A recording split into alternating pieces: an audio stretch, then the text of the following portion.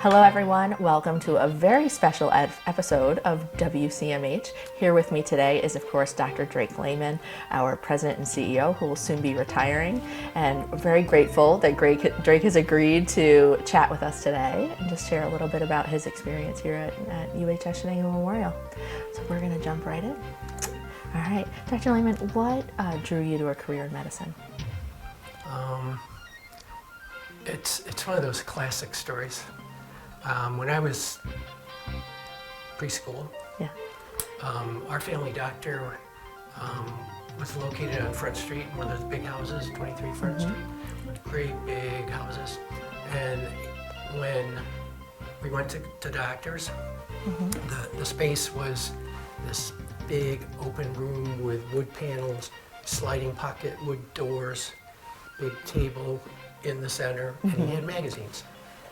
And his nurse would come out from one of those sliding doors and call your name, very friendly, take you into a side room, and he was there. And he was a family doc who seemed to always be smiling, as far as I can recollect, as a 3 and 4 and 5-year-old. Right. And I clearly remember when we used to get smallpox vaccinations, where they stick your arm and wipe it with a swab with medicine, and I remember that, and he was smiling and talking, and didn't seem hard at all for me.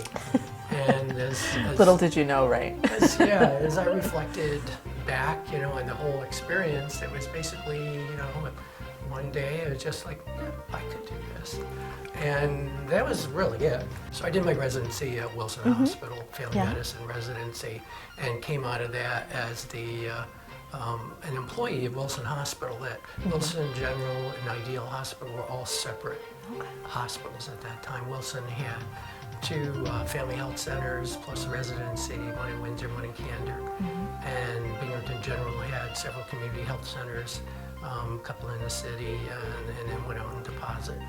And we put together a plan to build a group practice between Windsor and Deposit. And so I was employed by Wilson, medical director for 2 health centers, one in Deposit, one in Windsor. And we stayed in those centers until I came here. There were some changes going on that made me want to kind of take the next step. And so I was looking, and the opportunity here, the flyer came across my desk for medical director, VPMA position here at Shenango in March of 2004. And I'd already been interviewing in a couple other places. And I said, wow, gee, we wouldn't have to move for this one. And I asked my wife, I said, what do you think? She said, sure, why not? Check it out. So we checked it out. Wellspring was here at the time. And it was the first time CMH had never had a vice president for medical affairs, never really had a medical director other than in the emergency room. So it was a big change, recommended by Wellspring as part of the recovery. Absolutely. When you walk through the hospital today, what goes through your mind? I mean, it is so different than, I'm sure. I can't remember seeing all the hospital back in 2005, but I can tell you. I mean, you start to take it for granted. I think one of the things that we all notice is that the more we renovate and we make the new space look really good, the more we start to notice the space that we haven't done yet. It stands out, and you say, we really need to get to that. So we're busy. Pretty soon. I think we'll be good. But so I can tell you that probably the biggest impact on some of that new space was the first time I walked into the new emergency room before we had even started using it. And we had this brand new space. It's so open, well lit, well formulated, and I just couldn't help feeling like, that I was a 3rd-year medical student walking in and said, wow, this would be a great place to learn how to take care of emergency patients. I mean, that was the impact on me, and it really did bring, I mean, as far as bringing tears. Yeah. It did for a moment bring some tears about how wonderful. I mean, everybody was involved in planning it and doing it, but when it was done and you're actually in it, the impact, you had no idea how well we were putting that together until you're actually in the space to use it and envision patient care and patient care on all sides. Yeah, that's so amazing. I would say that is the one moment that comes to mind when we first experienced the results of transformation planning. Yeah. So and now it's just like every time we get a new space, it's not quite that impactful, but you have to basically say yes, this is it. Yeah. Another good job by the team. Yeah, absolutely. Speaking of team, what do you think is your, how would you describe the legacy that you'd like to leave behind as you retire? I don't know. And I think our culture has definitely gotten stronger and stronger over the years in that regard, and that is one of our strongest things that make us who we are today, and what give us that legacy for looking into the future as to what do we have to do to